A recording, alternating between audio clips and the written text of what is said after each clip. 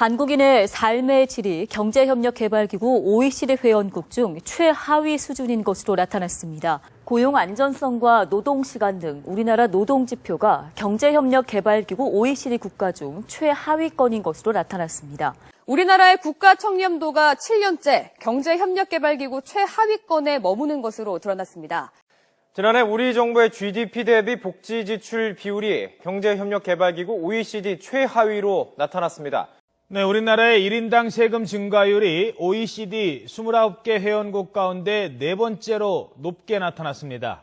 OECD가 발표한 자료에 따르면 우리나라의 1인당 세금이 5년 만에 25% 증가한 것으로 나타났습니다. 우리나라의 노인 빈곤율이 경제협력개발기구 회원국 가운데 가장 높지만 연금의 소득 대체율은 최하위 수준인 것으로 나타났습니다. 우리나라의 정규직 고용보호 수준이 경제협력개발기구 평균보다 소폭 낮은 것으로 나타났습니다. 우리나라 국민들의 의료비 대비 편익이 최근 10년 새 악화된 것으로 나타났습니다.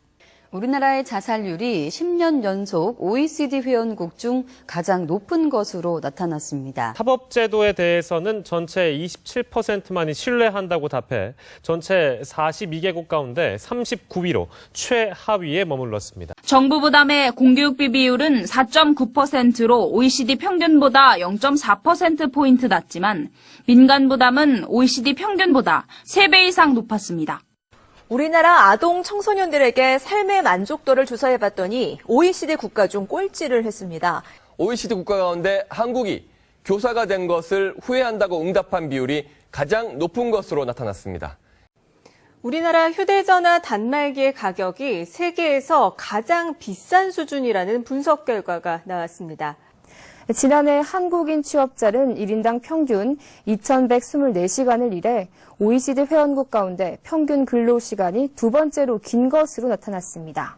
우리나라 직장인들이 한 해 사용하는 유급휴가 며칠일까요? 평균 8.6일밖에 안 됩니다. 24개국 가운데 최저였습니다. OECD 회원국 중에서는 어땠을까요? OECD 회원국 중에서는 한국이 꼴찌였습니다. 한국 노년 여성의 빈곤율이 경제협력개발기구 국가 가운데 가장 높게 나타났습니다. 결핵 환자 발생률뿐만 아니라 사망률도 OECD 국가 가운데 최고라고 합니다. 우리나라의 노동자 가운데 15% 정도가 최저임금 또는 이에 못 미치는 돈을 받고 일하는 것으로 나타났습니다. 우리나라 국민행복지수가 OECD 국가 중 최하위권인 것으로 나타났습니다.